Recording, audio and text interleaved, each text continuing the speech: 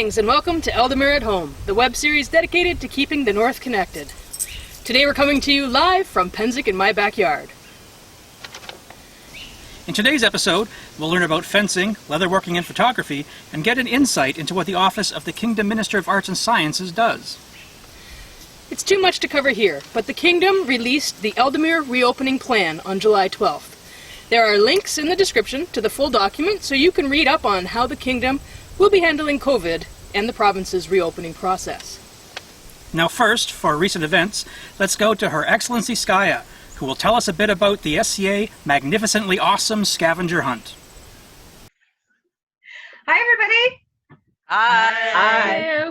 So we finished Smash. Smash was I'm reading it over here because it's so long. Smash, the SCA Magnificently Awesome Scavenger Hunt. Smash. You guys have a good time? Yeah. Oh, yeah, it was great. So Smash ran from July 3rd to 6th. So was that over the same weekend as War of the Trillium? Yes. Yeah. Yes. Yeah, okay. So many of us participated in an inter-kingdom war battle and at War of the Trillium. We were a busy barony. And we got together, if you recall, we got our team together on June 21st. Now we had a total of 90 tasks as part of Smash, and our team scored 3,896 points. We only missed, I think, 6 items out of 90. Wow. Yes. So we performed, and I mean performed, 84 tasks over one weekend from July 3rd to 6th. So what did you guys really enjoy about participating in Smash this year? For me, my favorite thing was making the gingerbread castle cake, and then making breadstick Battering rams? battery rams. Thank you, breadstick battering rams, and having my family destroy the castle. But Godzilla had to get involved, and the first thing my grandson was grab the whole top and pull it off. Then he used the battering ram. I'm just going to say it was not what I expected at all. When they said scavenger hunt, I thought it was going to be, the traditional go out and look for things and stuff like this. And it was so not. There was an awful lot of creativity and research and, stay in your home and study and learn and develop. It was not at all what I expected, but it was a lot of fun. I think, so basically Sunday was a mad rush of trying to do as many things as possible. I think the funniest, though, was probably our joust, which was shot and posted within the last, half an hour of what we thought was the deadline. So it was just a rush to try and get it done. So if you haven't seen that, we taped glow sticks to the side of 4 of us, 2 of us acting as horses and 2 of us acting as the jousters. So it was completely darkness. It was crazy. Fantastic. It was so much fun. Pretty wild. At one point, there was Romeo and Juliet going on our back porch while I was filming. And then at another, I was combing the house for my D&D minis so that we could have a tiny version of you, Sciath, attacking the castle and defeating monsters. It was very, very silly. I enjoyed it thoroughly. I designed heraldry for my cat. Many people are probably familiar with Furiosa, my tripod kitty. So her arms were it was a ghoul's background red with a lion's jam. So her missing leg was her arms, quote unquote. And I took a picture of her with it. For me, I think I was trying to do as many of the ones that I could do right away on the Friday night when it first started. So I did a recording of Ave Generosa. It's not very good. It's a song that I've known in the past but haven't practiced. And I'm going to practice it twice and then I'm going to record it and post it to YouTube and send it in. So I did that. So there were a couple of different things like that. They were like, okay, this is just a mad weekend where everything is going to be lost time. The only thing I wish I'd been able to put together was Evelyn, Yoan, and myself did a 3-part madrigal, and we each did a recording for our parts, but I couldn't get them together in time using the software I had. And that was 110 points we could have earned there. So while we can't get together in person, the whole group of us, I'm so glad that we were able to virtually get together and do this mad, crazy, madcap weekend of scavenger hunt mayhem. Do you think you'd do it again next year? Hell yes. Why not? Yeah. Yay! All right, everybody, I'll let you all go. Thank you so much for joining us in Smash. Bye. Bye. Thanks Bye, for having us. everyone. Thank you, Your Excellency. We will be releasing a longer version of this segment on the Kingdom YouTube channel sometime next week. On July 13th, His Excellency Daffeth hosted an Ask the Crucibles roundtable that had almost 40 participants and ended up running long due to the amount of interest it generated. Cloth of Guilt was a virtual event run by Christinia and Dubessa of the Stronghold of Greyfells on July 17th.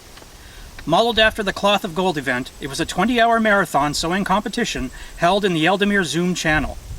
They had 7 teams competing from 3 kingdoms, Ealdormere, Artemisia, and Glenaubin. The goal of the competition was to make as complete an outfit as possible in the time allotted. There was smocking, fine hand stitching, leatherworking, onion dyeing, clothes modeling, and participants pushing themselves throughout the competition. The event stewards found it truly inspiring. In first place, the overall winner was Team Sew Home, led by Marion Golightly. This advanced team consisted of 4 members, herself, Evander, and their 2 children. They planned to make multi-season Norse garb for Cooper, and the finished project included 2 tunics, boots, a belt, leg wraps, and most of a hat. The Royal's Choice Award went to Asa Gormsdottir of Team Hideyoshi's New Clothes. The judges commented that her Japanese surcoat might have been the best single piece in the competition. Entrant's choice winner by majority acclaim was Orla of Team Bearhall. An Autocrats Choice Award went to Madalena Alessandra of Team Godwin Gals, one of our out-of-kingdom participants. The event stewards would like to thank everyone who supported the event. The folks who stayed up all night for tech support, the judges who had a terribly difficult job of judging so many different and excellent projects, the Royal Majesties for their enthusiasm and support, Their Excellency Scrael for providing prizes, everyone who visited, spectated, and played along at home. And finally, the participants, who thought the idea was a fun one and wanted to compete. Without you, they wouldn't have had an event. The event stewards are hoping to run Cloth of Gold, the in-person version, sometime in 2021 when circumstances permit. They also had such a positive response to the virtual Cloth of Guilt event that they're planning to do it again in the winter. If you wish to follow up and see more of the work done by each team, feel free to find the Cloth of Guilt group on Facebook to check it out. The Skraeling Althing Cooks Guild held an online meeting recently, and here's Dame Siglinde to tell us all about it. The Skraeling Althing Cooks Guild met this week in their first Zoom meeting. Because we couldn't get together, we decided to choose a theme from a single cookbook that is available online. The book we chose was Einen schönen und exzellenten Cookbook, written by Karl Batten and published in 1593. Batten was born in Belgium, but also lived in the southern Netherlands, and many of his 298 recipes reflect this region. It provided us a lot of variety, and so we had quite a different number of recipes. Mistress Marina made cherry tarts. Mistress Lucia did chicken with a sauce of currant juice. Siglinde did old horse farts and then compared them with the traditional Quebecois recipe Pet the Nun, or nun's farts. Also on the theme of nuns, Giovanni made cloven nuns, which is a sweetened deviled egg recipe. And finally, Deirdre chose a different cookbook altogether and made roasted hen from Libellus de Arte Coquinaria.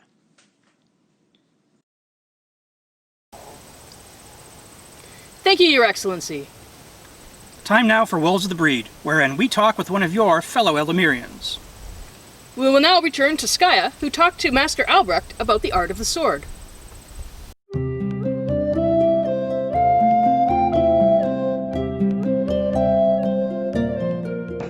Master Albrecht Stampfer, thank you so much for joining us today.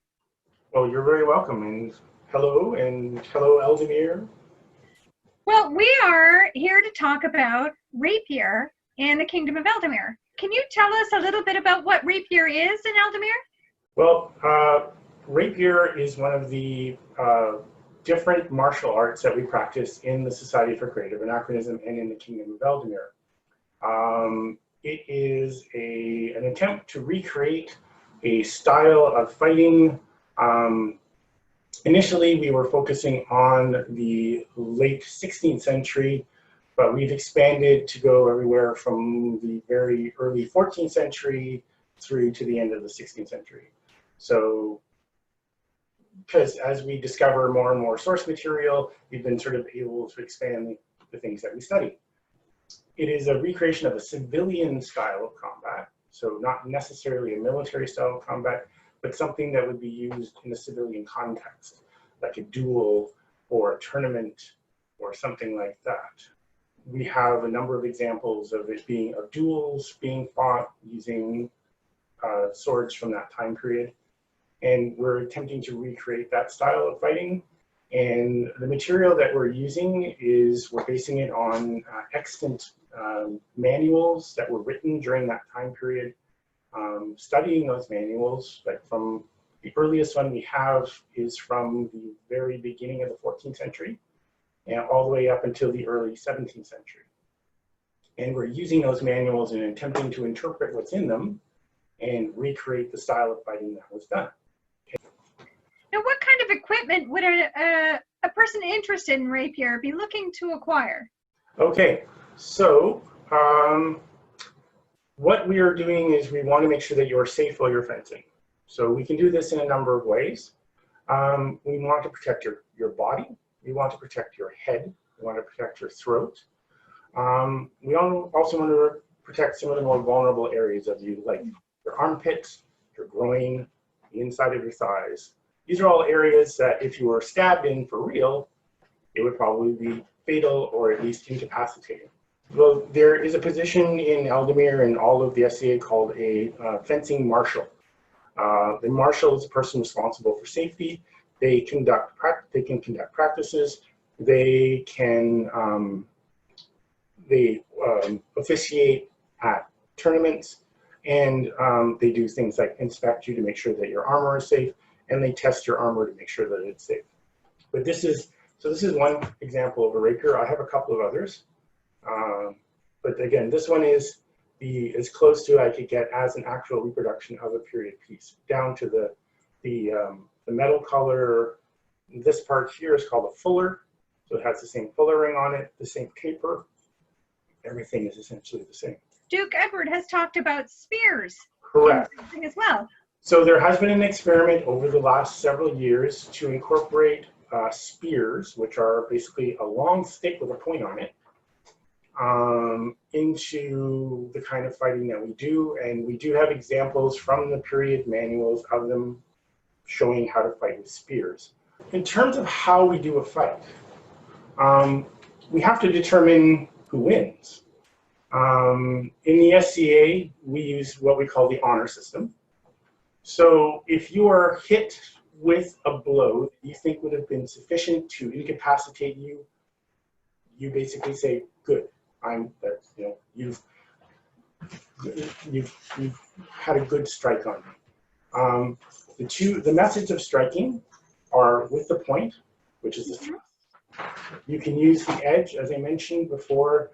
The way we do it in heavy rapier is you lay the blade on and draw it across the person, or you can push the edge of the blade across the person, or you can tip with the tip across the person in sort of a cut called a stramazzone, just using the tip of the cut, the tip of the blade to do the cut. So again, in terms of blow calling, again, we use the honor system. So if somebody strikes me to the face with either a cut or a thrust that I think would have been sufficient to incapacitate me, so the head is like a kill zone, so that ends the fight. The throat would also end the fight. Anywhere on the torso, including the armpits, would end the fight. The groin would end the fight. If I, for some reason, turn my back and I'm struck in the back, that would end the fight.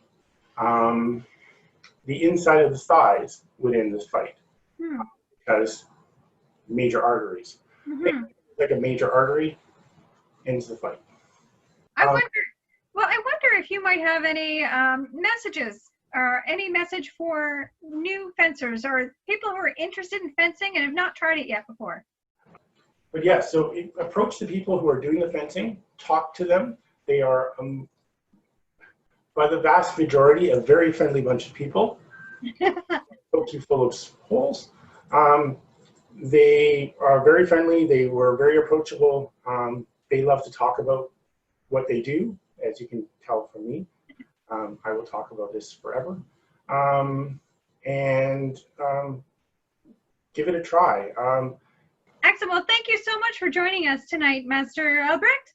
I really appreciate your enthusiasm for fencing. I'm going to say fencing, not rapier now. Hey. And I look forward to seeing you on the list field in the future coming up. I look forward to getting back onto the list field as soon as in the future. In the future, yes. Well, thank you very much for hosting this. I really appreciate it. Thank you both. You can hear more about fencing from Master Albrecht in a special episode of In Conversation, which will be posted next week. Joining us now is Her Majesty Isabel, who talked with the Honourable Lady Emelote about the office of Kingdom Minister of Arts and Sciences. Welcome, Emelote. You're here as our Kingdom Minister of Arts and Science. So if you would like to introduce yourself for everybody, tell us a bit about yourself, that would be great. Hi, everybody. My name is the Honorable Lady Emelote of Calais, and I reside in the Barony of Skraeling-Alding. I am your new Arts and Science Minister at the Kingdom level. I've been playing in the SCA for about 13 years now, and this is my first time actually having an officer's position here in the Kingdom, so I'm very excited. Well, we're really happy to have you on the Kingdom, on the Privy Council, and as one of our Kingdom officers. So I guess the first question for you is, and I know you're new to the job, but what does the Kingdom Minister of Arts and Science do?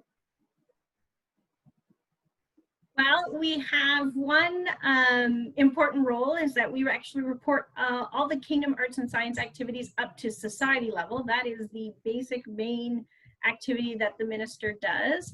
But I also like to consider the role the cheerleader for all arts and science that happens throughout the kingdom. Support network if people have concerns or ideas or need help finding out who to talk to.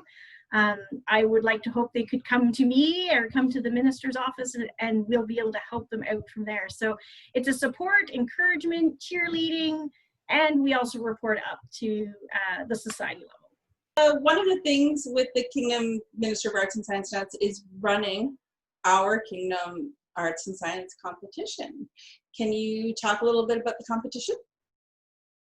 All right, so Kingdom Arts and Science is an event that happens traditionally in March, and it is an event where everybody can display all of their art they've been working on over the year. They can have commentary or judging.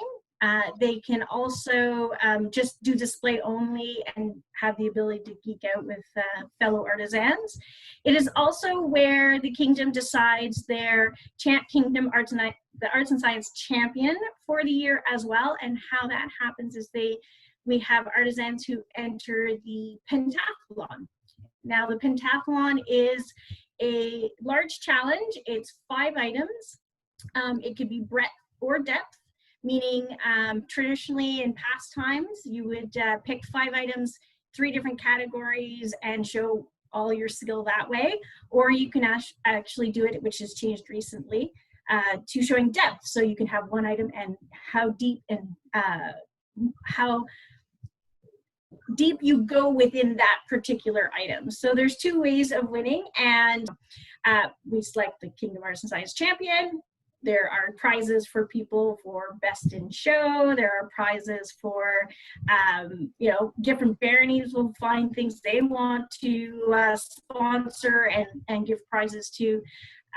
we try to make it very festive environment and a great place to meet and geek out with all of your fellow Ealdormerians. You can enter Kingdom ANS with any skill levels. We don't actually have categories spread out. We're just working on figuring that out. But beginner, intermediate, advanced. It's also a place where you can show off things that aren't quite finished or fails. We love seeing failures. Failures are very, very exciting for a lot of people because it's learning opportunities. So, I would like to encourage everybody to at least come out and either see or enter something so that we can get a really interesting atmosphere of people getting very excited. So I know that a couple of people might be wondering about this. Because of COVID, unfortunately, we haven't been able to have our Kingdom Arts and Science this year. And I know people well in advance of Kingdom Arts and Science work on their pen projects. So is there a plan for Pent when we can have, like, our people who've had projects that they've been working on in preparation for Pent this year, will they be able to use that next year? Yes, because in pentathlon there is a 2-year limit traditionally, but because we aren't able to have Kingdom Arts and Science this year, we'll extend that out for only the entrants who are scheduled to be in this past year. So anybody new, you still have that 2-year time frame where your items have to be that, but for our past entrants who are supposed to compete this year, they'll get that extra year. So, because some projects do take 2 years to work on, and we don't want them to lose out on showing off that work. So I guess my last question, is there anything else that you maybe want to add, or? I'm going to put out a challenge for everyone.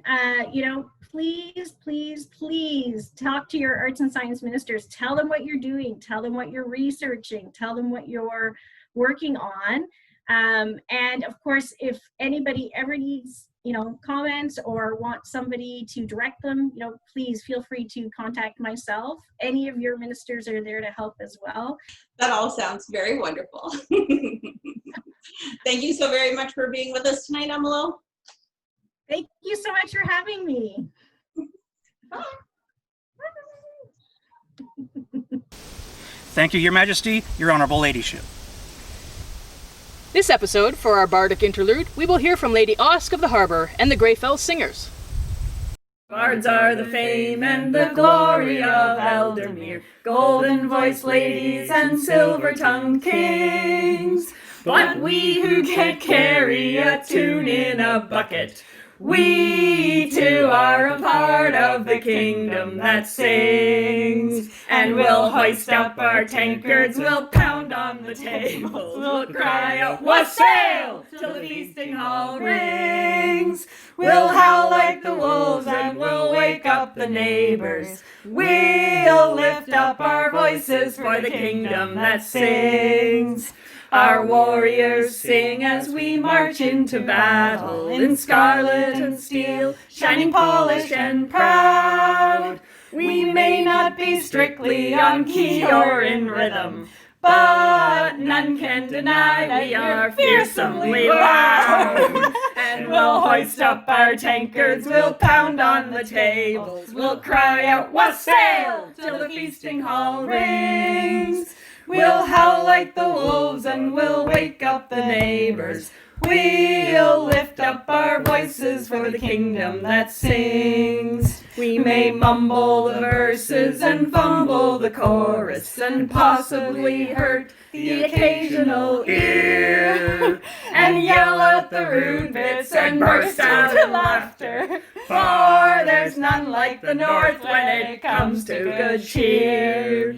And we'll hoist up our tankards, we'll pound on the tables, we'll cry out, "Wassail!" till the feasting hall rings. We'll howl like the wolves and we'll wake up the neighbors. We'll lift up our voices for the kingdom that sings. We'll sing of the way that our hearts make their home here, of the wolf and the sword and the trillium throng.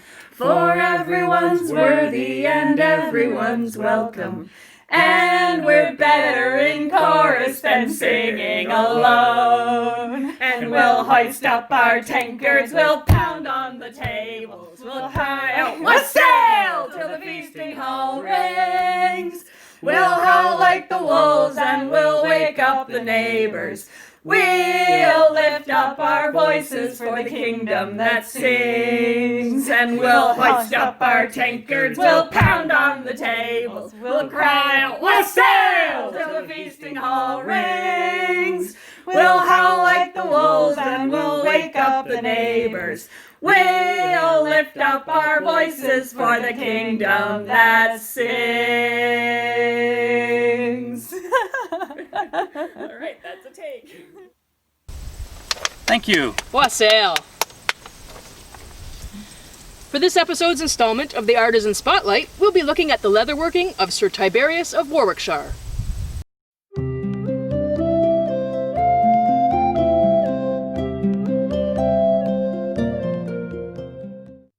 Sir Tiberius of Warwickshire has been a member of the SCA since 1994. 4 years later, he began to practice the art of leatherworking, and it has been his passion ever since. Tiberius researches and recreates footwear, quivers, and cases. But pouches are his specialty, as he loves exploring how people carried their everyday items. He enjoys exploring how pouches were made and why they were constructed the way they were. Tiberius draws on several periods and cultures for his inspirations, as he finds them all fascinating. Though he is especially drawn to Norse zoomorphic art and other early decorative motifs. He uses a variety of tools in his leather projects, both period and modern. His toolkit includes saddlery needles, knives, awls, punches, irons, linen threads, wax, slickers, and strap cutters. Tiberius strongly believes in fit and finish, that the final touches can put your completed piece up a notch. These final touches include finishing techniques such as slicking edges and the use of reproduction period hardware, making the difference between an item looking good and looking professional. Lord Bjorn had an opportunity earlier this month to speak with His Excellency Alexander about taking photographs in the SCA. Why don't you please tell us who you are and how long you've been in the society? I'm Baron Alexander Gladstone of Ben Dunforth, and I've been playing for 20 years now. Okay. Baron Alexander, Alexander, what exactly do you focus on with the SCA? I take photos. I do a lot of help behind the scenes with an entourage for 23 different reigns consecutively. I've got a marshal ticket on every field. I'm the Kingdom's Deputy Combat Archery Marshal. Mm-hmm. And I am very humbled to be known as one of our top photographers, probably behind Eric. So why don't you give us a brief rundown of what you do with photography relating to the kingdom? Many years ago, I just showed up and started doing it, and took a photo at fight practice one night, and I met Tyne that way long ago, and he's no longer with us. I record a lot of what goes on. I try to get fighting photos. I get people in the corner sitting there. I really pride myself on trying to take decent A&S photos. I bring a special ruler, like a CSI ruler, that shows when people have fine details in their work, whether it's white lines or how many stitches they did in something. I zoom in on that. For those people who don't get a lot of recognition because their crafts are only seen for a short moment, I would really like to be able to help with that. No, that's really admirable, actually. Yeah, we don't really often get to see too many of the focused ANS photos at events. So, I get has a lot of that? help from the marshals too. The instructors, they tell me this is what the key part of that item is, or this is what the technique was. That they make sure you focus on this part of the chair leg, or these white lines in a scroll. Has doing that led to any special projects that you've worked on with the Kingdom, or going to be working on? Well, I've done portraits at people before crown tournaments on a couple times for their majesties, and currently their majesties have asked me to help promote Ealdormere making masks with heraldry on them. They want you to make your mask with heraldry on it and take a photo and send it to me, and I'll collect them, and then I'll have a little fun with it and make a project showcasing what we've done, hopefully to their majesty's pleasure and to the rest of Ealdormere's pleasure. Do you have any tips for the aspiring photographer when doing photographs at SCA events? Wow. Okay, well, for starters, the easy one is absolutely. Any camera is better than no camera. Don't worry about if the camera is period, because no, it's not. If you don't take photos, history doesn't get recorded. And when people like Tancred, Time, Sarnak, and more are gone, I didn't know what oses looked like until I saw a photo of them. Right? So just take the photos, try not to be completely, blocking things or, standing in the way of everything else or right up at the list ropes, because it's not the safest place to be. The easy answer is that there's a bunch of different types of photos that can be taken. ANS photos, try to get the details, take different angles, because everybody loves that. Portraits, get everybody, because everybody's important, and I would like to see more people that aren't seen personally. Fighting photos, if you have a rapid motion, use the burst mode, and especially in crown tournament, make sure you turn off your flash. If you have a flash go off, it can distract a fighter. It could blink through their grill, even for a split second. If you cost them that bout, maybe that bout doesn't determine much, but maybe it changes the way they play for the rest of the day. And God forbid someone misses a shot and gets hurt because they didn't block properly and it hit a soft spot. It can happen. So we try not to. Those are great tips. Thank you.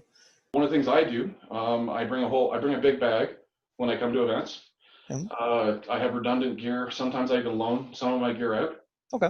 I have different lenses, extra flashes, extra batteries, small first aid kit, duct tape, multi-tool, the CSI type ruler that I mentioned before.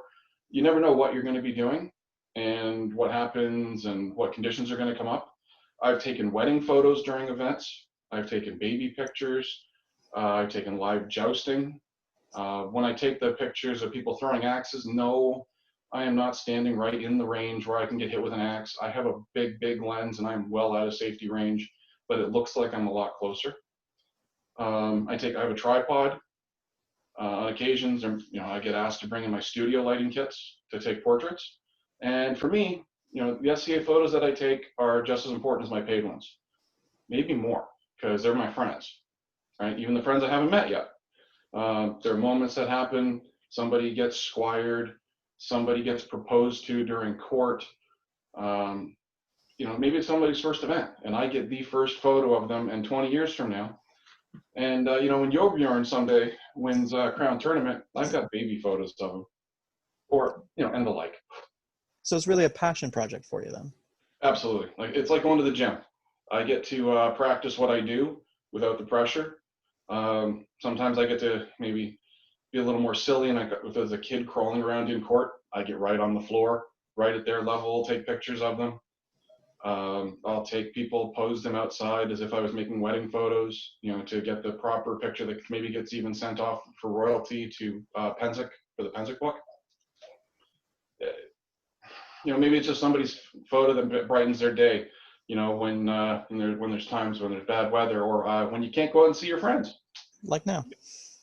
That would never happen.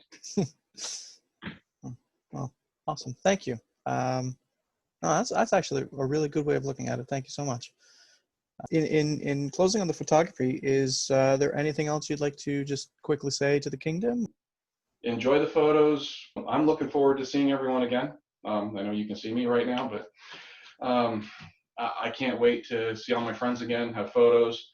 I'm going to be working things out with their majesties where I'm going to bring my photo booth to the events. And happy shooting. Excellent. Thank you both. We now go to upcoming events. Pennsic in My Backyard started yesterday and runs until August 9th. People are encouraged to set up their tents and post pictures of their own private Pennsic wars to social media using the following hashtags. Pennsic University will be hosted on YouTube, and you can find links in the video description. On August 1st, Lady Maude d'Orléans will be hosting Burning Questions with Maude, a discussion on diversity, equity, and inclusivity in the SCA. On August 4th, the Honourable Lady Ingen Eddesdottir will be hosting Bread Making 102. These two slices of bread might just look like two slices of bread, but they taste completely different because they have different ingredients. If you're interested in knowing more, then come out to the class on Bread Baking 102 on August 4th, which will tell you all about the different ingredients that can be used in bread. On August 10th, the Honourable Lord Oswin Swan, Chancellor of the Royal University of the Mid-Realm, will be teaching a class on vinegar. Participants will explore the classical and medieval methods on making vinegar, the challenges and solutions Oswin has discovered during 2 years of study, and enjoy a tour of his workspace. We're now going to hear from Varian about the Painters Guild. Hello everyone, I'm Varian. My mother Elsbeth wanted to share what's been happening at the monthly portrait sessions, but then decided to outsource it to me, her daughter. The next upcoming session will take place on August 14th with Count Baldric acting as model. The following session will be held on September 11th with McKillian modeling. On July 19th, we held the second portrait session and were pleased to have Baroness Sciath pose as our model. Thank you for doing such a fantastic job, Sciath. At one point, we had up to 12 people logged into the Zoom meeting and intently working. It was a great time to connect with others and share a common interest. Also, on an as-of-yet undetermined date, we have Her Majesty Anstoria modeling for us. Donations to the Pennsic gift basket will be appreciated. Please look for the event notices for upcoming sessions in the Kingdom Arts and Sciences Facebook page, or join the Northern Guild of Painters and look for them there. Everyone is welcome. Thank you, Varian. Lastly, don't forget about their Majesty's Heraldic Face Mask and Light Cavalry challenges. Follow the links in the description for full details. To keep up to date on upcoming events, make sure you check out the Kingdom calendar on the Kingdom website and the current issue of the Tidings. If you would like to appear as a guest on a future episode, or have a video you'd like to submit for possible inclusion, check out our submission process. We hope to hear from you soon. That's a wrap for this episode. Take a look at the video description for links relating to this episode's stories. Until next time, stay safe, Ealdormere, and we'll see you at Pennsic at home.